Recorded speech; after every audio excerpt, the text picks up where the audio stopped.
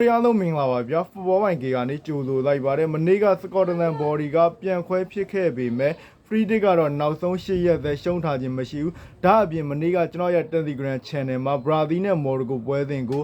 live back quarter score 1-1ပေးခဲ့တာကျွန်တော် channel ကညီကိုတွေတော်တော်များများရခဲ့တယ်ဒါကြောင့်မလို့ TikTok ကကျွန်တော် channel ကိုမ join ရသေးတဲ့ညီကိုတွေအနေဖြင့်ကျွန်တော်ရဲ့ channel ကို join ထားလို့ရတယ်ဒီနေ့မှလည်းထုံးစံအတိုင်း TikTok မှာ free dig တပွဲရွေးချက်ပေးမယ် channel ပွဲစဉ်နေတဲ့ကနောက်တစ်ပွဲကိုတော့ကျွန်တော်ရဲ့ channel မှာတင်ပေးမှဖြစ်လို့ကျွန်တော်ရဲ့ channel ကိုမ join ရသေးတဲ့ညီကိုတွေအနေဖြင့်ကျွန်တော် channel ကို join ထားလို့ရတယ်ကျွန်တော် channel ကိုတော့ကျွန်တော်ရဲ့ bio ကတစ်ဆင့်ဝင်ပြီး join လို့ရတယ်ဒီနေ့ရွေးချက်ပေးမယ် free dig ကတော့ Germany နဲ့ကျူရာဆောင်အသင်းတို့ရဲ့ပွဲစဉ်ဖြစ်ပါတယ်ဒီပွဲစဉ်ကလက်ရှိ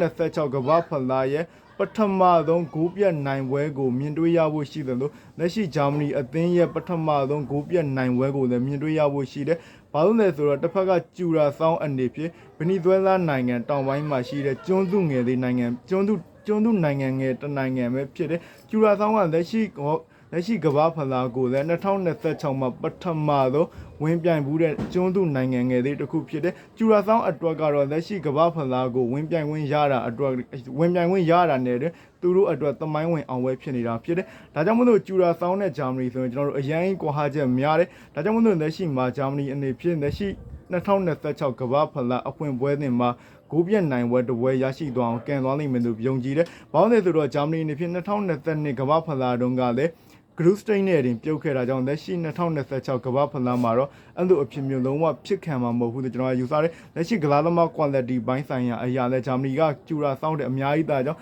လက်ရှိဒီပွဲစဉ်မှာတော့ကျွန်တော်ကတော့ဂျာမနီ၄ဂိုးပြတ်နဲ့နိုင်သွားမယ်လို့ယုံကြည်တယ်ဒါကြောင့်မို့လို့ကျူရာဆောင်တဲ့ဂျာမနီပွဲစဉ်မှာကျွန်တော်ဂျာမနီကိုကြိုက်တယ်နောက်ထပ်တစ်ပွဲ free tin ဆိုခြင်းနဲ့ညီကိုတွေကတော့ကျွန်တော်ရဲ့ channel ကို join ခဲ့လို့ရတဲ့အားလုံးပဲ good luck ပါဗျာ